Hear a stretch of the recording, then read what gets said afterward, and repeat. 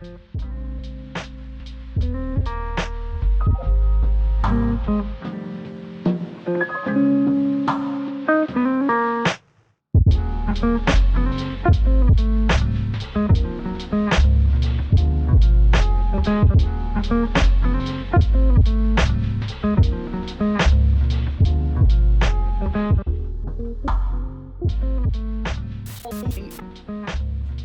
good, fam? Welcome back to the Healthy Marriage is Dope podcast. Or welcome for the first time. If it is your first time or if you're visiting again, we appreciate you. Hey, y'all. That's all you got. Listen, I am in all the fields these past couple days, evaluating all types of life. Our kids went through something.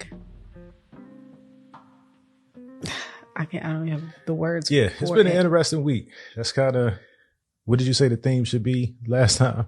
Oh, Lord. Always something? Or it's like eventful. Eventful. Yeah, so this week didn't disappoint. But before we get into that, just a couple housekeeping things. We'd appreciate it if you would follow on the audio podcast platforms, if that's how you're consuming this. Please follow this podcast. It is very important. Please rate it if your platform allows it. We are on Spotify, Apple, Anchor, Google. We are on iHeartMedia iHeartRadio as well. So those kind of things helps us out. If you're watching this on YouTube, hey, what's good? Guys, good to see y'all. Please subscribe if you haven't. Yeah. That means a lot. The comments means a lot. The likes mean a lot. So if you could help us out in that regard, we'd appreciate it. But let's get into, one more thing. So just a little orientation. This podcast used to be named the Table for Seven Podcast. Mm-hmm. We are maintaining the same RSS feed, and it has been updated to Healthy Marriage is Dope. So this is episode number 10 on the platform. The first 8 are going to say Table for Seven. That's not a glitch. That's how we started. It was connected to our family YouTube channel, but the content was the same. Healthy Marriage is Dope entered into our sphere this year, mm-hmm. and it's more on brand with where we are in our marriage. So it's not a mistake. So yeah, I just wanted to throw that out there, clear it up just in case there was some confusion. I'm not sure how to address the YouTube thing though. What do you mean? Because that's our family channel. This is part of our family. Healthy. So it'll just have to be, maybe it'll just be a playlist. That's what we can do. Yeah. We might just make it a playlist on YouTube because we work hard to get the 1,000 subscribers. And that's one of the, what is it called? I really haven't. Requirements. It's kind of like a requirement. I'm trying to think of a word escapes me, but, that milestone is what I was trying to think of. Okay. Yeah. So we have to have 1,000 subscribers and then a ton of watch time that we're working on with content that resonates with the people. So hopefully this brings value to you. Back to the show. Back to our regularly scheduled program. But you were talking about this week and honestly, we really haven't talked about it. We had prayer over the family. Yeah. But where you at mentally with this week? I feel like it was very heavy and it compounded on top of whatever I was already dealing with. Like I was already having a very emotional day before I got the text to come pick the kids up. So I thought that was after. No. Okay. All right. Well, go ahead. No. So, I'll go ahead and go into the story. So I get a text from Imani saying, "Mom, can you come pick me up?" And I was like, what? Are you not feeling well kind of thing? And it ended up being an active shooting at the school that they would have gone to if we had not moved. So it was a school that Honor went to for 2 years. It was the school that Honor went to and would have graduated had we not moved. So let's orient the people that are listening for the first time. So we've been in the Dallas-Fort Worth area of Texas since 2018. Prior to that, we were living overseas. We were in Dubai for 3 years. Mm-hmm. We are from Virginia, the 757 area to be exact. And before we moved to Dubai, we were living in Northern Virginia.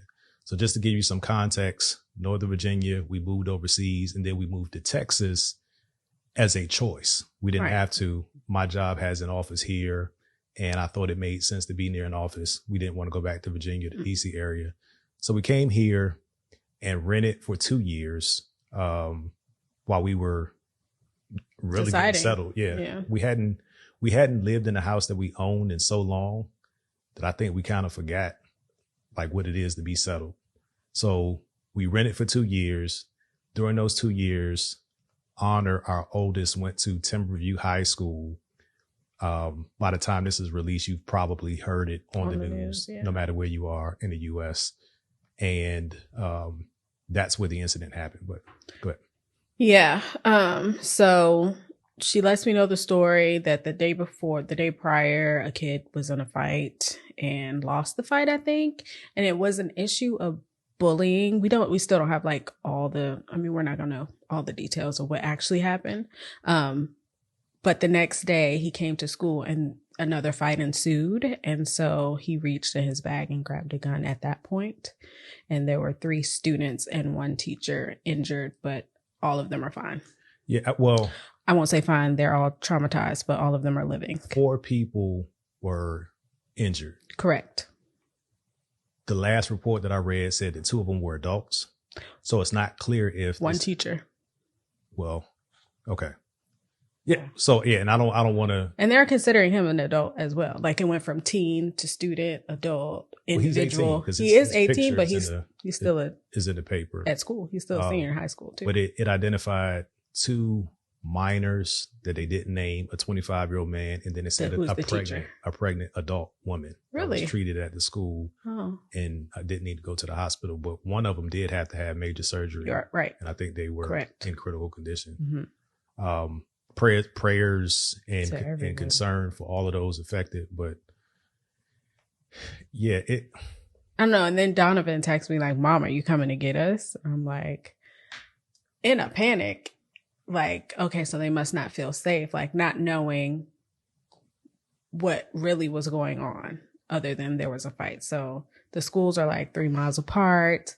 They had not had him in custody at that point. So it was kind of up in the air. Like nobody really had good information for us. Even when we got to the school, there was no good information for us. Right. So my challenge was that we didn't have the information. We just knew that there was an active shooter. And when we got to the school, there was a cluster of events that suggested it was more than that, right? We got there, the phone lines were down. They had no way of contacting the students unless they went to the room. I mean, they were literally asking parents. Text your kids. Well, some were saying text your kids. Others were asking. And when we say others and some, we're talking about, employees of the school, right? So either administrators or teachers. And of course it was chaotic. So this is not a blame laying exercise, but we were getting different information, like literally walking down the hall. One representative would say something, another representative would say a different thing, and it was all confusing. One teacher was asking for the student's classroom number, right? As if you're walking around knowing what class your kid is in, right? Like, right. Ultimately, we got our kids and our neighbors' kids. Yeah, because we carpool.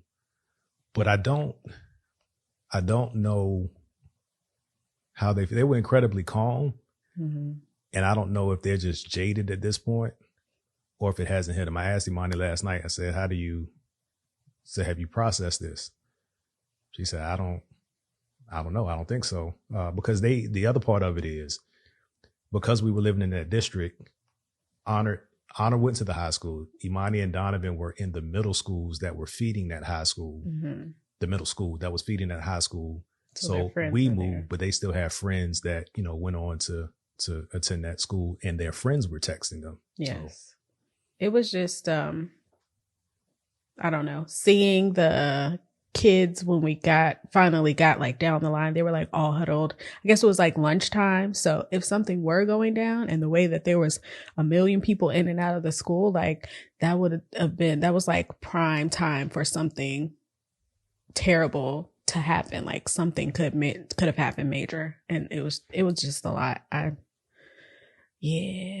don't. Yeah, I still don't really know how to feel. It's something when it starts hitting home. Not that, not that I was indifferent about other events. So a couple weeks before this, in the city where we're actually from, well, Hampton and Newport News are another co-located. Right. Heritage High School had an active shooter. We know people there. We know administrators there. You have family who work there. There's a teacher there. We have friends that have students in that school. One of my friends' students, his son had the wherewithal to hop out the window and run home. He ran the 2 miles to his house, a mile and a half to his house. But, when I heard it, of course it hit home because we knew people, but it seems like it's just inching closer and closer. And right before this, I was looking at the articles online about that. There was another incident at South Grand Prairie where the stories are somewhat conflicting, but they said that there was a kind of like a mob style beating of the one boy, and then that one boy stuff, right, threatened the school, or that. I don't want to get into the details because I just looked at it before this. The point is, within a 10-mile radius, we had 2 events of minors having weapons, guns specifically, either shooting people or threatening people. I'm not clear on the other incident, if there was an actual shooting or any other. And I'm not sure to the extent that there was actually a mob fight, but that's what was floating around on the web, and people were confirming it. Some were challenging, some were confirming it. But it's just, I don't know. It's a lot. Like you were saying, people don't fight anymore. Like the mom did an apology. She was saying, like he was just trying to defend himself, not defending his actions, but giving backstory to how this thing happened. It's you can't put until you're in the situation, you really have no authority to speak on it. But I wonder, like, if hypothetically, and we're not putting facts in this case that we don't know, but if the scenario was that this individual was being bullied on a regular basis, I remember how that was in high school. Not that I was bullied, but people got picked on, right? And at some point they break. Yeah. And in our time, that break was the fight. Right. Right. And then there may be some ridicule and some embarrassment after that. But typically, I'm trying to recall how many times there was a gun found. I know people brought knives. People had alcohol, people would go smoke and come back to school. But I don't remember many times that there was actually a gun or a shooting at school in high school when we were in school. In the school. Right. I don't recall, nor do I believe I was in the vicinity. I remember a shooting off school grounds, like at a hotel, and somebody got shot, but I was like a senior, or I had graduated at that point. But I don't recall putting myself, I guess you can't really put yourself, but I don't recall being in situations where that was an issue for me personally. Interesting that you said that, because I recall several situations that I was in where guns were part of it. Right. And in none of the incidents did I have a gun, but I remember at the time thinking, man, if only I had a gun. Now my life would have been way different, because it would have been, a senseless act. But the amount of pressure and information that comes at the kids these days is way faster. Like if you had a fight in high school in our day, it would travel around the school, right? And to the extent that people knew people at other schools, they'd get around. Mm-hmm. Now, the fight was posted before they got the shooter. On the YouTubes. Yeah. But I think about incidents where I remember, like, graduating high school that summer, we were, an associate of mine had an issue, and it seemed like the resolution was for us to throw hands, right? Like the associate of mine that had the issue. Not well, it was an associate at that point. We were close before, but there was some space between us. But anyhow, I was still willing to go to battle with him, go to war with him. And it was us, and then it was them, right? And the information that we got was, we're going to meet up at this place and we're going to throw hands and that's going to be it. But the them part of the story, at least one of them had different plans. So we pulled up to the area and there were 2 cars of us.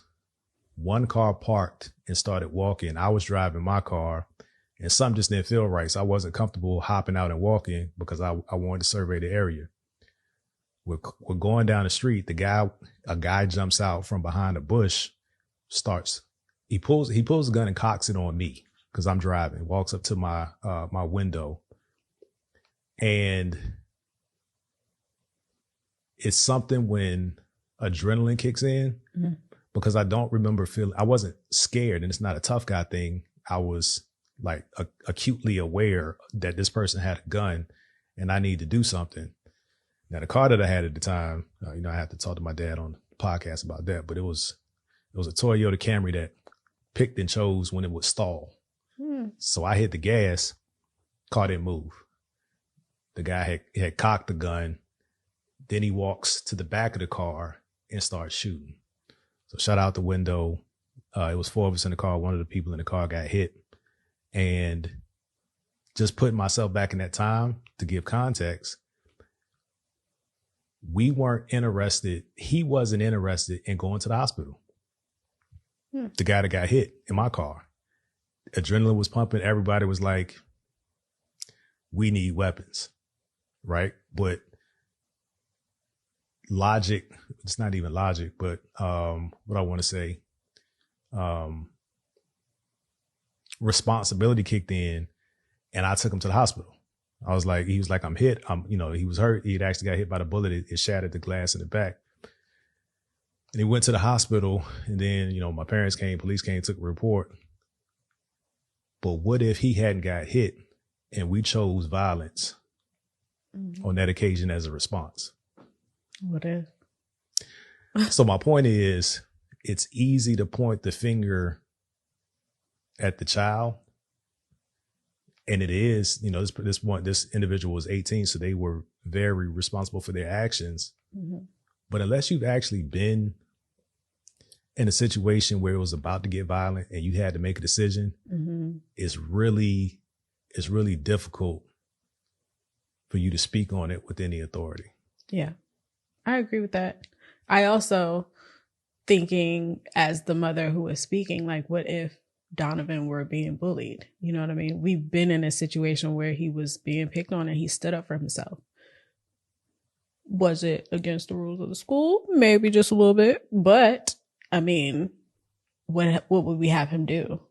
Let somebody keep picking on him all the time or stand up for himself? I mean, not stand up for himself in this way, in a violent type of way, but it's like, where is the line? Like, what do you do? Yeah. Now, the access to the weapon, I mean, that's a whole other issue that we can't even begin to address. Right. Like how did you get that? It's somewhat I'm not going to sit here like I'm shocked because there's access to weapons everywhere, whether you're in the hood, you're in the suburbs. Criminals don't care about the law. That's why they're called criminals, right? So there'll always be access. I shouldn't say that's a very, what's the word? Negative perspective on it, but I'm realistic. Right. Realistic is the word. But, I can't, in terms of what you teach your kids and, how the home treats it, like I can never be mad at my son or any of our children for defending themselves or their siblings.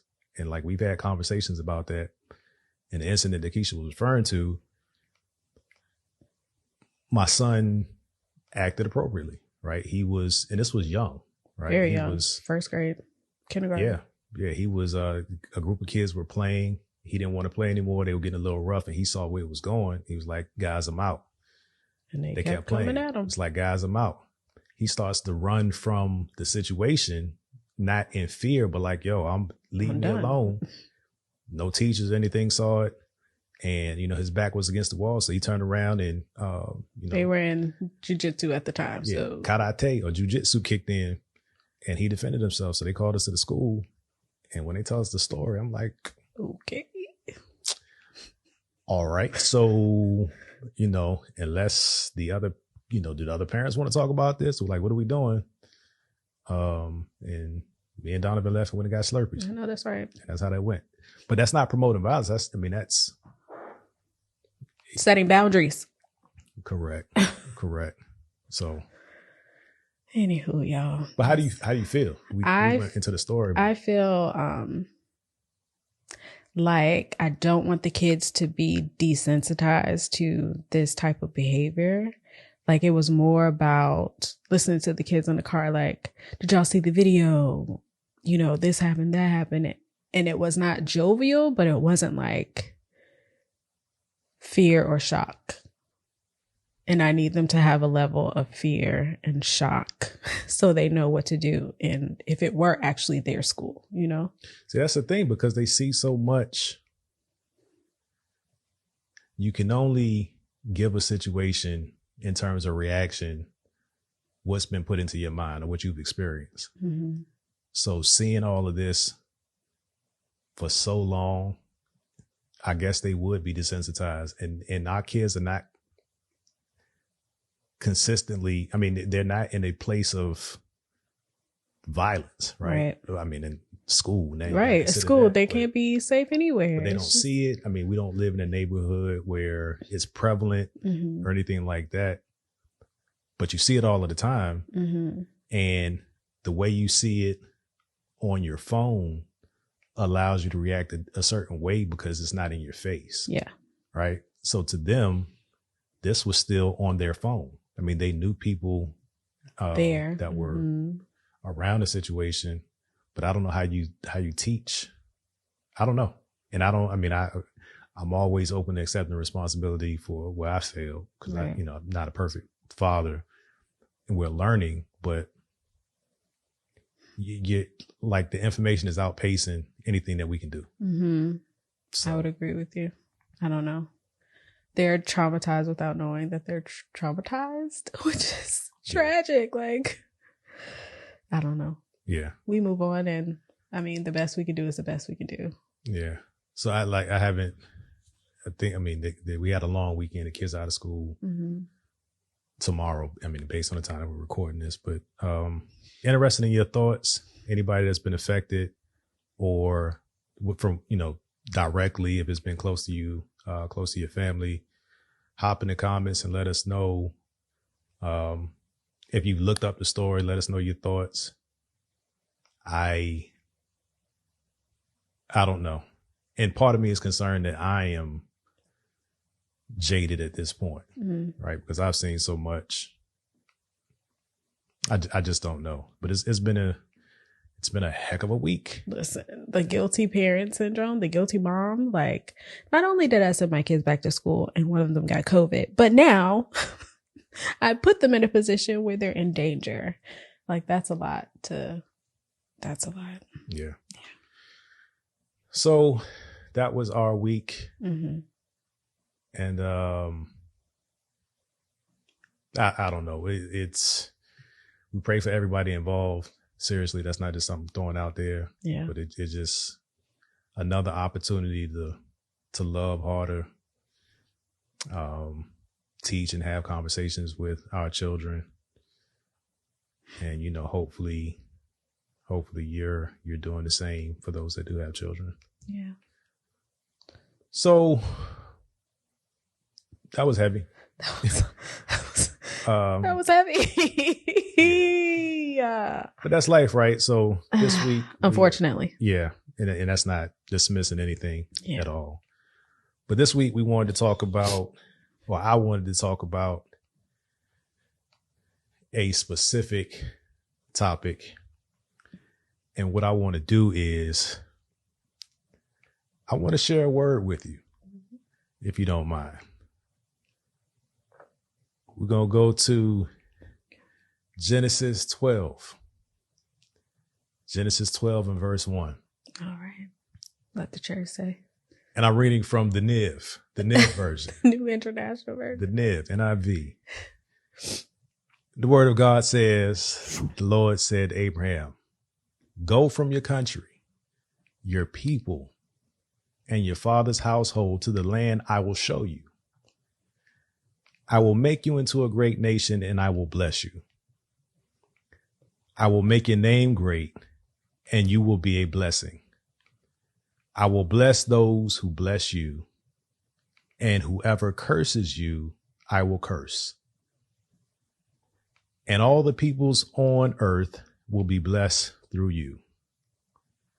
So Abraham went as the Lord told him, and Lot went with him. Abram was 75 years old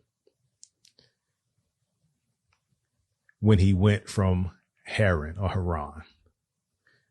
He took his wife Sarai, his nephew Lot, all the possessions they had accumulated, and the people they had acquired in Haran, and they set out for the land of Canaan, and they arrived there. Okay. What I got from this is God told me to quit my job.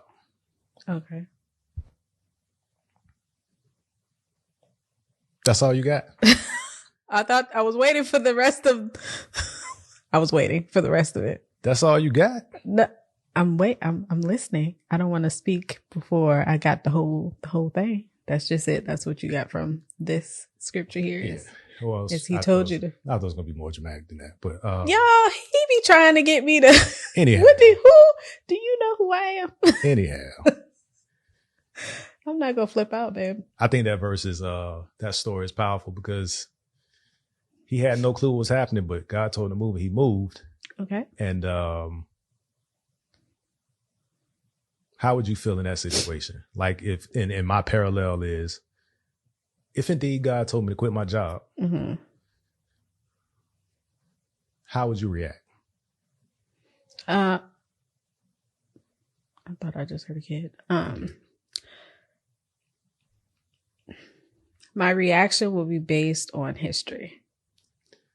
So let's go to the history, because that's what I had in my notes too, is how did you feel when this happened before? And before I didn't necessarily.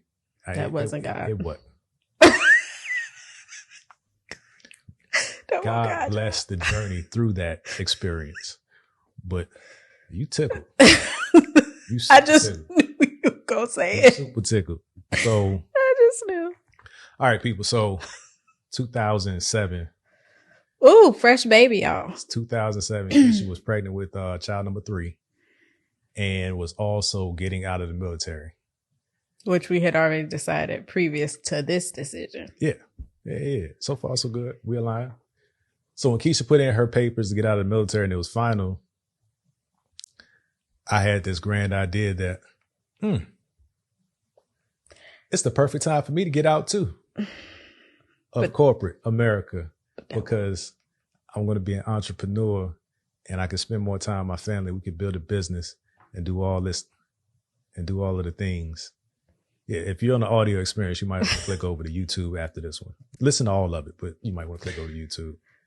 Keisha's her face is in the way. I'm trying to not feel what I was feeling. But that's the point. We want to go back to that place. I don't want to go back. Why? To that. I mean, we're so far removed from it. It's not going to happen. Okay. It's not going to happen. Okay. But, yeah, you were carrying child number 3. We did talk about you getting out of the military because that made more sense for you to be a stay-at-home. And we were pursuing, we were doing this multi-level marketing thing, y'all. Yeah, we just knew that our business was going to take off. So that was the whole premise. Like, okay, we're going to be making money to replace the money that you would be making. Yeah, well, I don't think that was all of it for me. I knew that was one of the avenues, but I was, multiple streams. What they say, millionaire has 7 incomes. We just weren't having that stream though. But we didn't take that business seriously. Multi-level marketing, I won't speak negative about it, but it requires a certain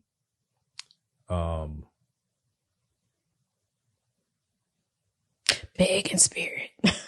That don't have. I'm trying to find the right word. It requires a certain I ain't got it. Personality is the word I was looking for. It requires a certain personality, And anytime a bunch of people are getting hype about stuff, that doesn't make me hype. And the one that we were in was convention. Ooh, look at this person. People were touted as superstars and they were probably making money, but I don't get hype off of. But you were getting a little bit excited. That's why I was confident in the dream. Yeah, I was trying to.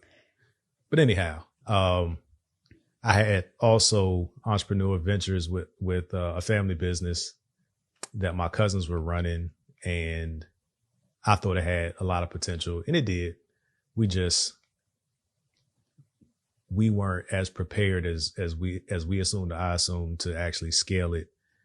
And that became a very valuable lesson. I did get a lot of experience from it, because I was key in trying to market the business, help it transition from, the size it was and revenue was doing to doing more.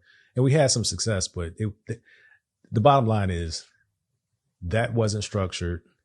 Our MLM business wasn't structured, and we really hadn't agreed on this path of both of us leaving secure careers. Income. But I do want to go back to that, because I want to go from then to now, right? So what about the situation? How did you feel? Number one, I don't even want to then guide it. Yeah. But how did you feel during that time? Pregnant and all. I felt like bamboozled and hoodwinked. So I felt a little bit like, but I also felt like, okay, this is ahead. This is what we doing. You be trusting me too much sometimes. I do. And yes, I do trust you, because I said that I would that fateful day in March. But what were your concerns at that point that you, I guess, didn't voice? I had all of the concerns. We about to have a baby. Like, how are we going to take care of our family? We had just purchased a home. How are we going to pay for this home? Yes, we were living on Concord. Yeah, it was a year. Yeah. Right. And I remember feeling like, I can't even put words to it. Like, having to ask for help is something that I did not do up until that point. It was really hard for me. Yeah.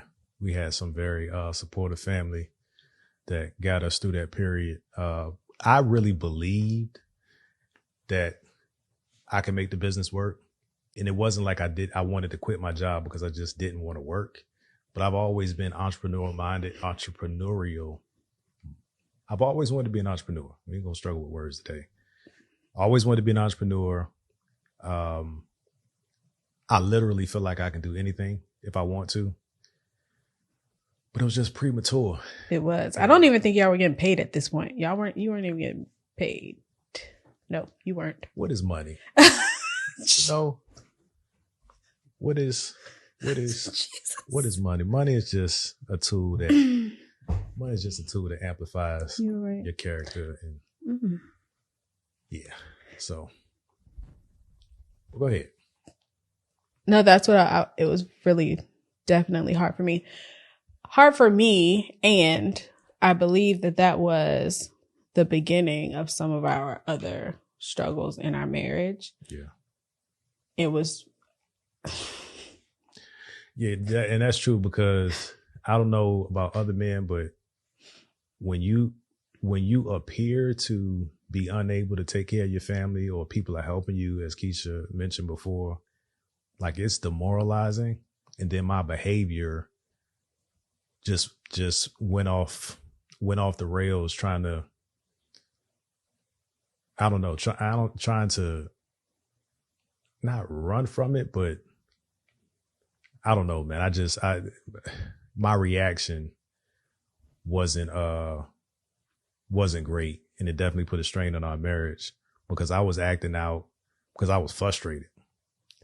And when you can't figure money out, I didn't want to look at you.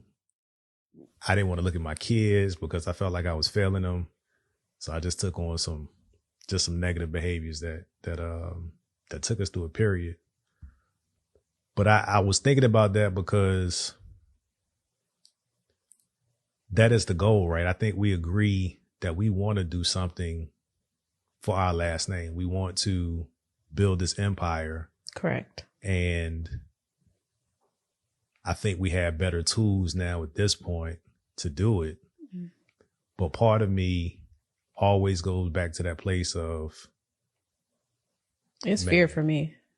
Because I do believe in you. That's the thing. Like you said, I trust you too much. Even when you got the BMW in Dubai, you were like, should I get this car? And I was like, baby, get whatever you want to get, sweetie. No, we're going to address this right now. We couldn't all fit in that car. Quick aside. Time out. Whistle, right? What Keisha was supposed to do is tell me to make the sensible decision, right? Because I was reaching out to her, keeping her involved in making this decision. Oh, you gonna put it on me? At this time, so when we lived in Dubai, I was there more than they were. For the summers, Keisha and the kids would come back to Virginia, spend time with the family. I bring them. I go back to work in Dubai, and then I come back August and September, pick them up and go back because summer in Dubai is actually pretty miserable. And I was trying to get a vehicle before they came back. And I was like, hey, there's this 7-seater that makes sense. It was a Ford Explorer. So it was like a model after yours where it had the third row. And we had 7 people. So that's what made sense. I said, there's also this BMW X5 that I've always wanted. No, I always wanted a BMW. I always wanted a 7 Series BMW. But the 7 Series that I was looking at, none of them were in great condition. They looked good, but they weren't in great condition. Then I was like, I don't even know what my logic was for the X5 over a 7 Series because they seat the same number of people. But Keisha's response is, you work very hard, babe. Whatever you deserve to get whatever you want. So again, it's Keisha's fault because she was supposed to be the voice of reason. And she did not help me with the reason. I bought the X5 cash and then put 50% of the price I paid into it after I bought it because it just kept breaking down.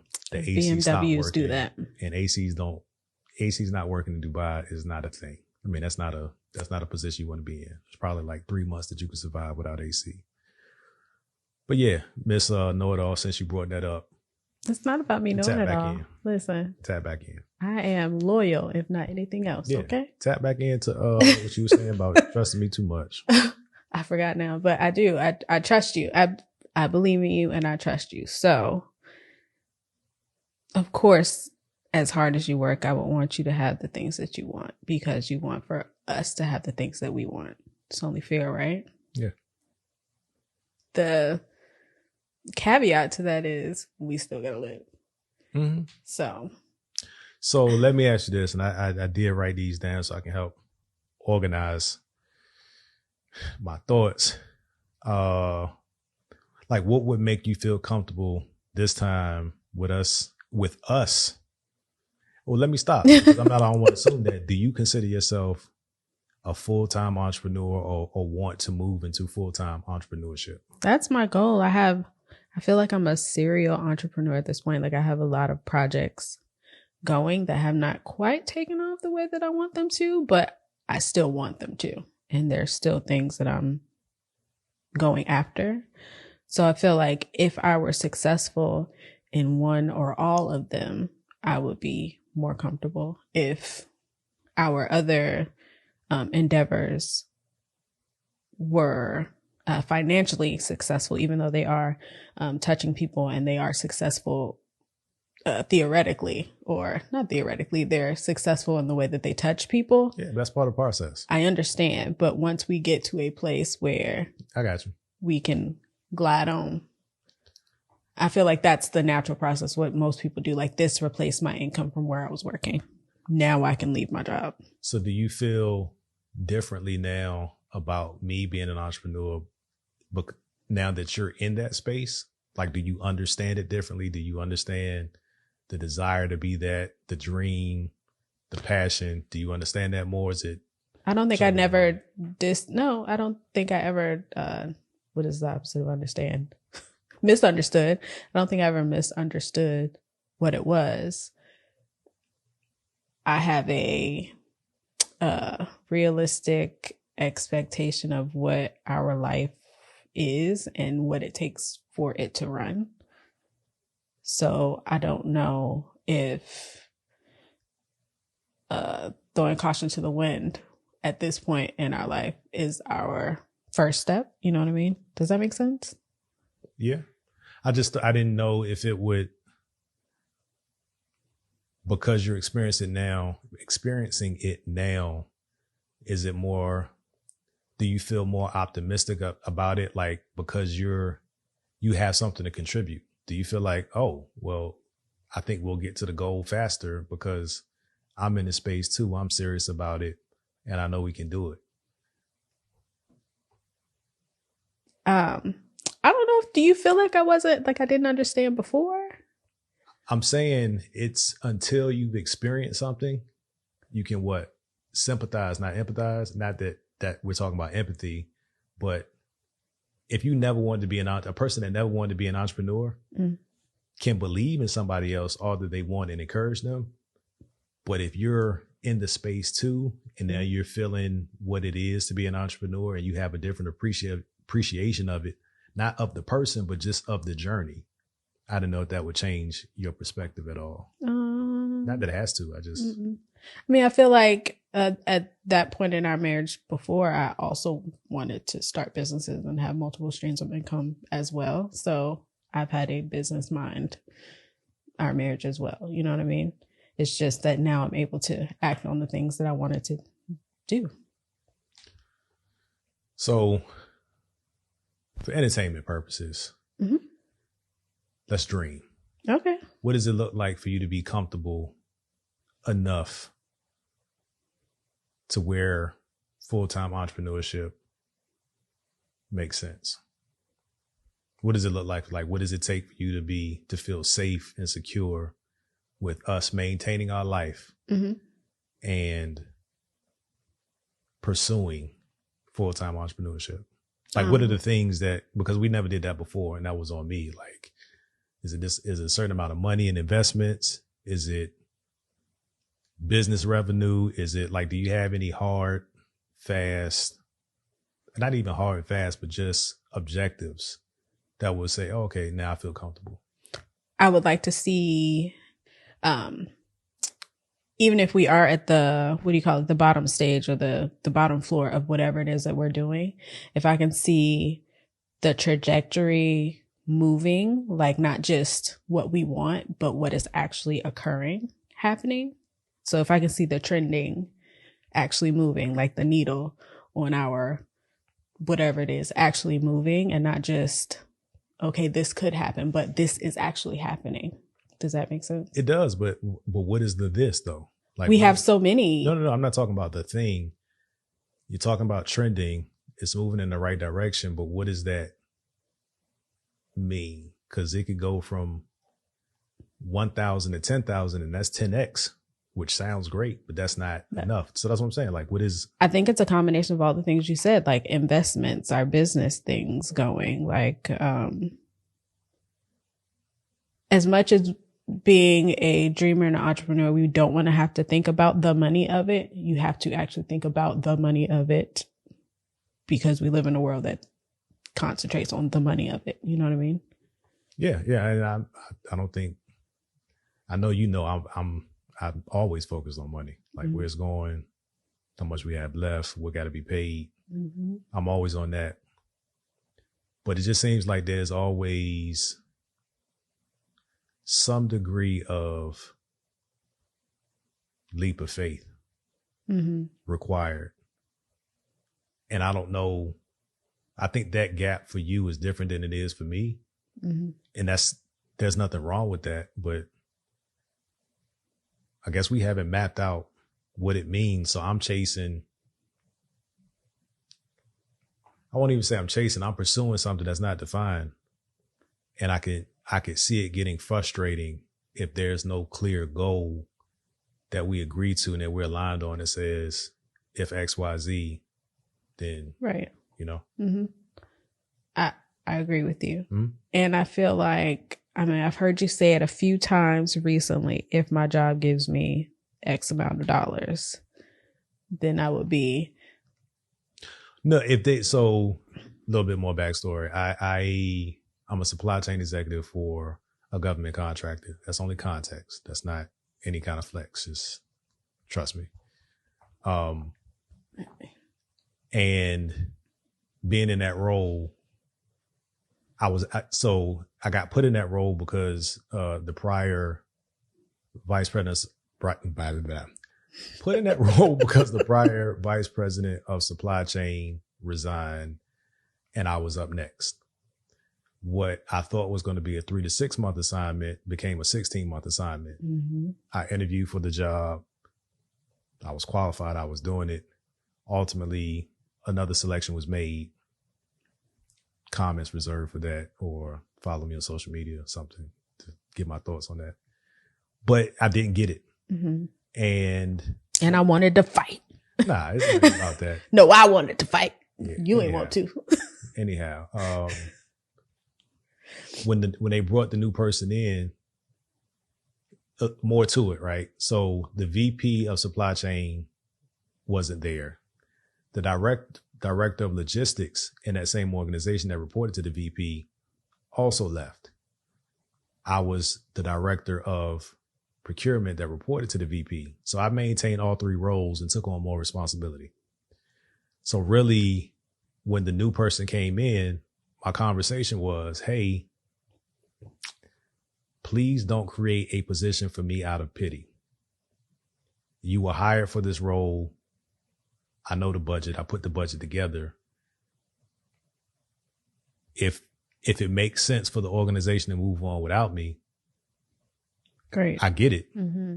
Just make sure they treat me like other people that I've seen when they get exited because it's a business decision. So that's the thing that I was talking about. I wasn't going to be mad if it happened. I wasn't, I trust God enough, and especially now with the amount of information and that's another thing. Like I could literally turn my today role into a consultative position or opportunity under my name. And I'm confident that I would be able to replace my income. So there's more for me now to leverage in terms of skill set and just being known in the industry. I mean, having connections in the industry because of the time that I put in. Mm-hmm. I think that's different now. Yeah. Before I had a thought, and it was a good thought, but I didn't have a resume that supported what I was trying to do. Yes. Yes. Okay.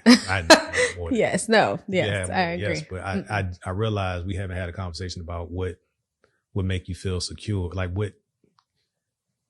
how do we both win?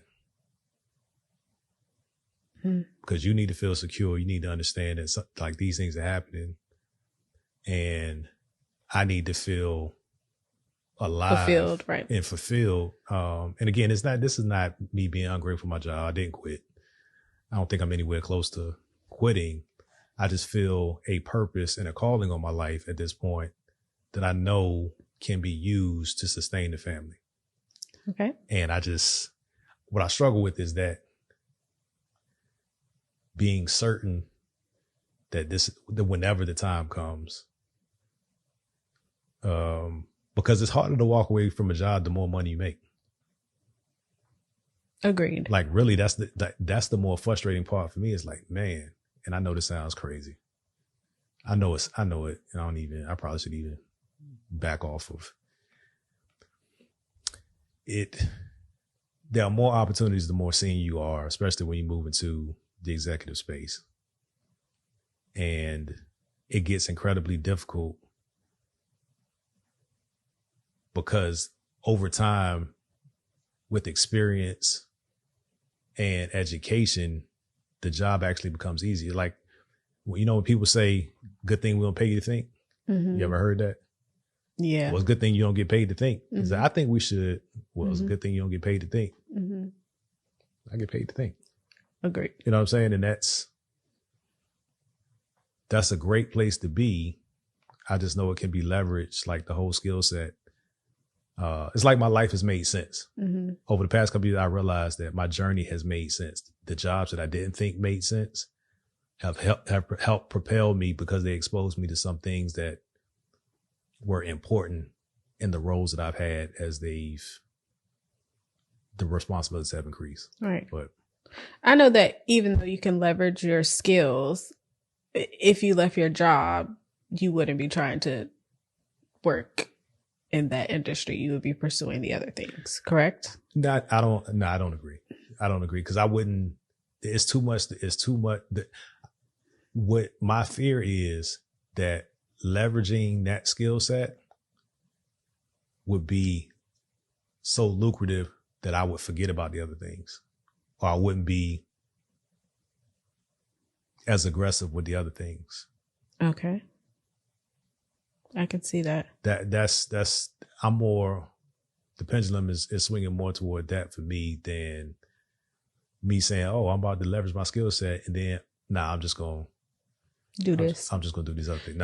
So what does it look like for you? You asked what it looks like for me in order for you to walk. What does that look like for you?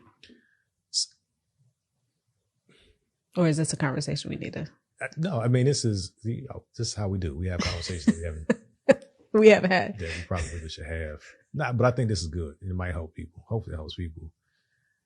I'm struggling with the trust God. Not struggling to trust God, but I know he can do it. Correct. I know he can do it. Mm-hmm. He can increase us 10-fold, 15, 20-fold. Mm-hmm.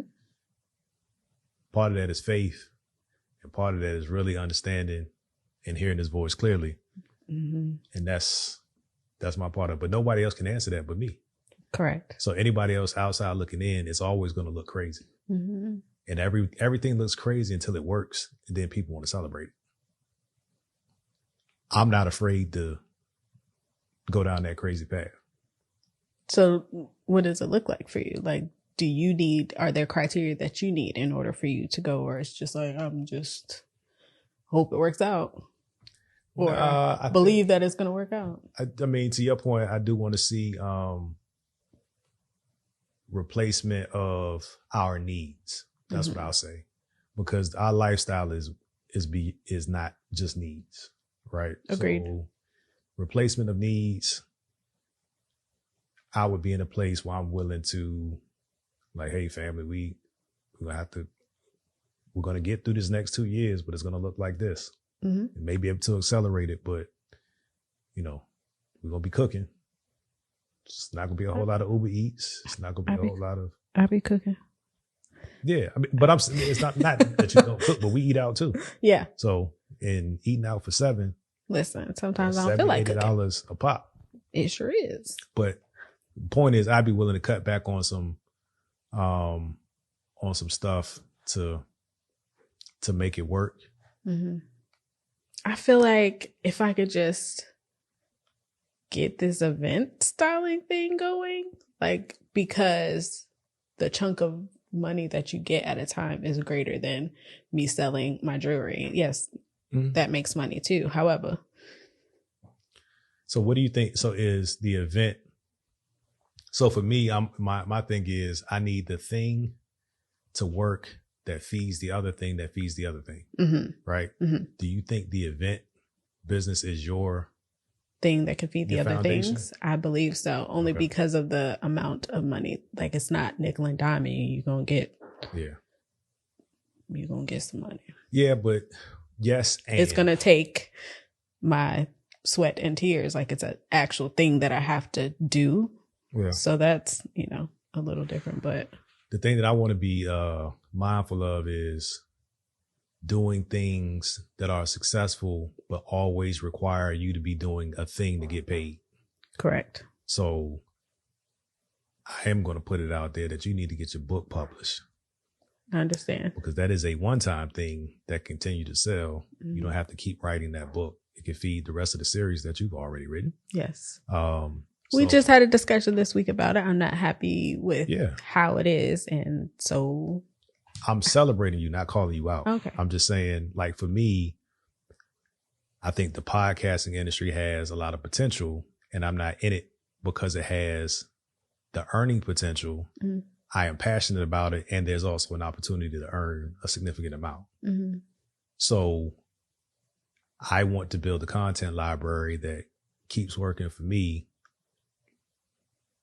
more than it takes, more than the return is more than the work that I did. Mm-hmm. Right. So we've had this opportunity for a long time with content creation. You never know if it's going to work, but sometimes you're chosen, and I don't think we've been chosen up until this point. But I feel like what you're doing now is chosen. Like, this is necessary and needed. And you weren't work. Right. And you're doing, and before it, I mean, our vlogs were great and everything, but were they necessary and needed? You know what I mean? I think so. Cause I think there's still a place for that, because it was my intent with the vlog was always to put a positive, visual for the Black family of right? Black families operating, functioning properly. Mm-hmm. In Dubai, I feel like it made a lot of sense because we had a different perspective and we were doing things that people weren't necessarily used to on the daily. Moving back to the States, I don't know what new or what, I don't know what new or interesting we had to give them other than because we weren't doing, I understand it's life. I understand it's life. I just wanted us to, like, what was our thing? So do you think that's done? I don't think it's done. I think that we need to be intentional about what we're doing. I don't think we're saying anything extremely different. Mm. Just like with this podcast has had potential for a long time. The people that watch it enjoy it and think that's meaningful and it's necessary. This is not new. This is just our life. Same thing with the vlog. I don't think we found our style or agreed on the style. Agreed. Because ultimately I became obsessed with the production of it, and I don't think it was fun anymore. So that's why I fell back. And then I was like, hey, well, let me work on creating content. That you like. Yeah. Mm-hmm. Especially because if the desire is not there, it doesn't work. No matter how much we want it to be successful, it has to be authentic. It has to be authentic and natural. Yeah. And that's why we don't, like, if we're not, that's why there hasn't been vlogs. It's not because we're lazy, but we're not going to put it out just to be putting it out. That part. We just got to get aligned on what makes sense to share on a regular basis and then be consistent. So I still think it's something there with that. And I enjoy it. So what other thoughts do you have? I mean, I wasn't trying to solve it on this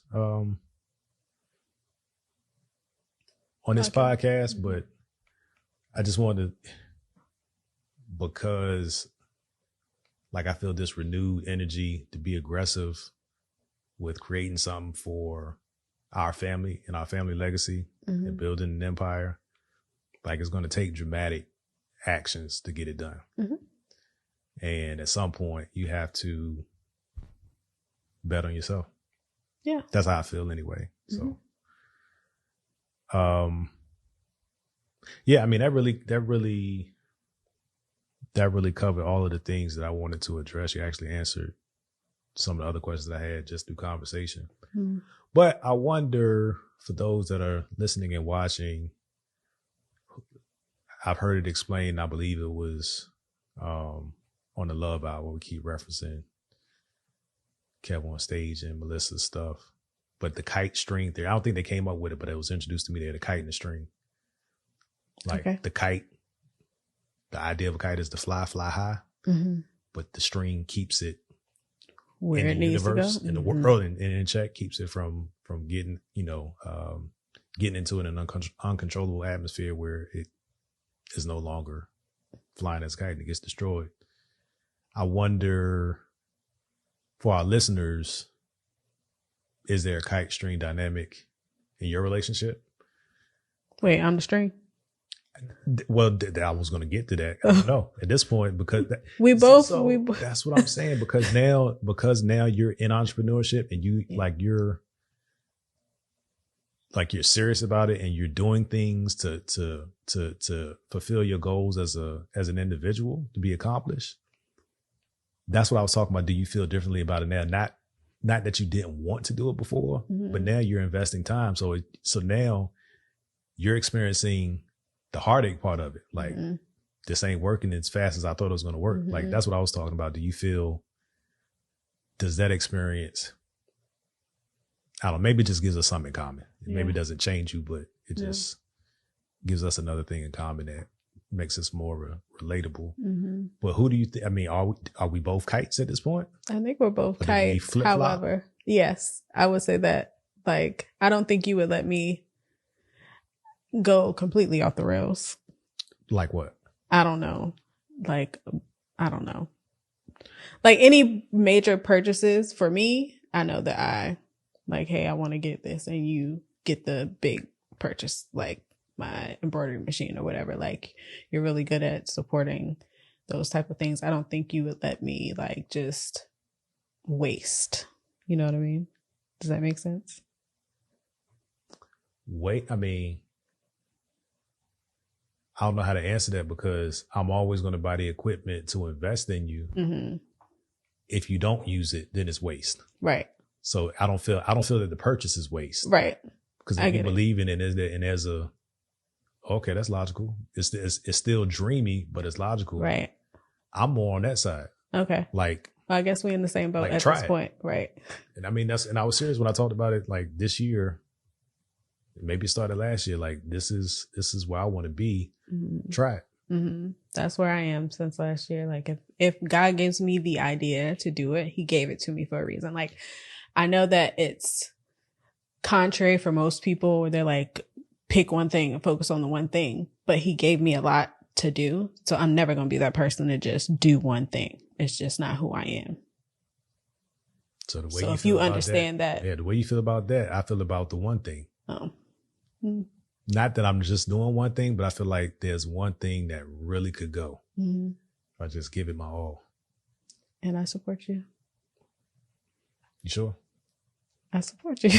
Okay. I don't think there's ever, has there ever been an instance where you wanted to do something and I literally, like I just did not support you?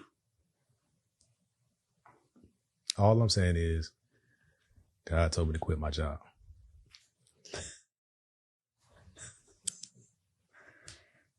I don't know what you That's it. Thank y'all for listening. But did he tell you when? When God speaks, you move. But did he tell you when? Move. You stay out my frame, please. But anyhow, did he tell you when? You got anything else? I guess we started with the woo child moment. Oh, yeah, it was a woo everybody's child. Yeah. I don't know. I think this has been enough has happened this week. I'm glad the kids have tomorrow and Monday off. I should have taken the time off. You should have. But they want boba. You got them hooked on this 5 degrees. Is it 5? -0, whatever. Negative degree. You got them hooked on the 0 degrees. And Anna was texting me, like spamming my inbox. It was like what? Mom, 0 degrees. Mom, 0 degrees. Oh, yeah, we do tomorrow. Listen. Do it tomorrow. Mommy is trying to plan out her my life. 0 degrees looking into the camera. For those that are on audio. Holla at us. Holla at the 0 degrees. 0 degrees in Mansfield. Holla at us. We done spent some dollars with y'all and we would love to work with you. Right? Absolutely. We'd love to work with any brands that make sense, that align with what we're trying to do here. I think this was a good conversation. Did you I got what I needed. Oh, okay. Are you going to share with me what you needed? That you got whatever it was that you needed? You got to watch the episode. Watch when it play back. Pause. How I'm supposed to know what you got in your head? Yeah. I mean, we got some work. I got some work to do because I want you to feel comfortable. I don't want to be combative is the wrong word, but I want us to be aligned when it's time. So I don't know if that's a year, 5 years, 10 years. I don't know, but I don't want you to be unhappy either. Like I don't want it to come off like, no, you got to work to take care of your family. in a bad way. You know what I mean? Like, I want you to pursue your dreams. I want you to do everything that you're affording everyone else the opportunity to do. I would like to be in a position to be able to ease that load for you, you know? Let's get it done. Yeah. That's all I got. I'm trying to be like Tabitha Brown and bring my husband home. She is number 1 on the New York bestsellers list today. But you know it'd be even better? I just hit the mic. If you just be you. I try to just be me. After our last podcast, I was struggling with accepting me. And yeah. I struggle with it too. And you guys can hear those struggles on the Dear Son podcast. Dear Son podcast is a weekly installment, and it's published every Tuesday.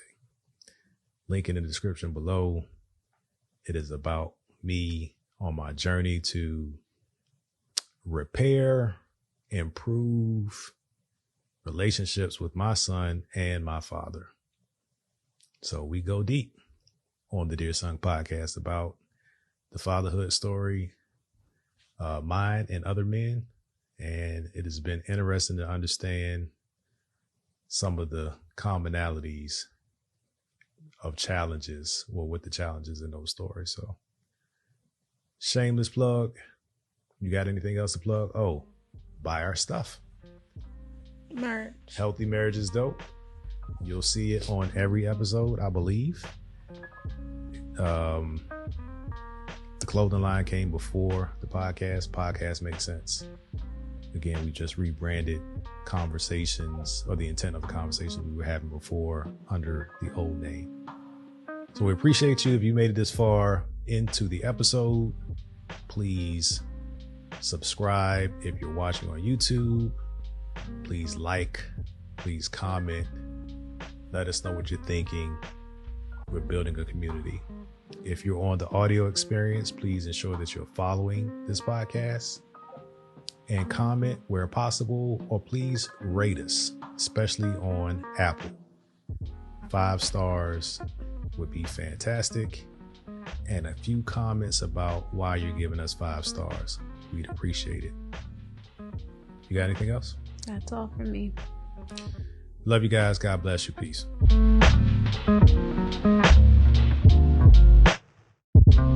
The Healthy Marriage is Dope podcast is produced by D. John's Live Studios. All rights reserved.